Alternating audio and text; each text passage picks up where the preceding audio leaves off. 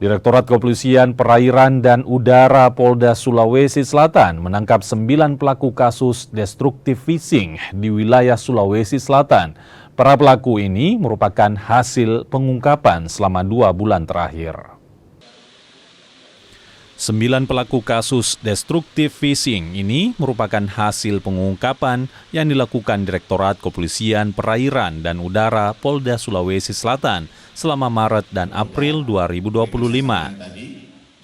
Mereka ditangkap di wilayah Sulawesi Selatan. Selain menangkap para pelaku, polisi juga menyita ratusan kilogram bahan peledak hingga ratusan batang detonator. Para pelaku merupakan pembuat sekaligus produsen. Selama operasi ini atau selama PADD ini, Polda Sulawesi Selatan, Direktorat Polairut, berhasil mengungkap kasus atau 8 kasus dalam laporan polisi. Jadi ada 8 laporan polisi. Yang 1 laporan polisi dari Polres Kuning, kemudian 1 dari kapal ikan 5008 Batam, dan yang 6 LB adalah dari Direktorat.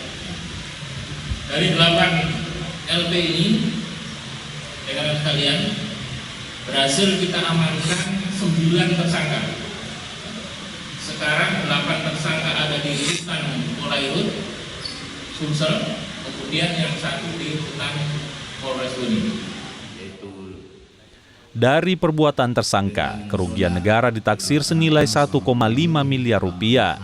Para tersangka ditahan dan terancam hukuman 20 tahun atau hukuman seumur hidup atau hukuman mati.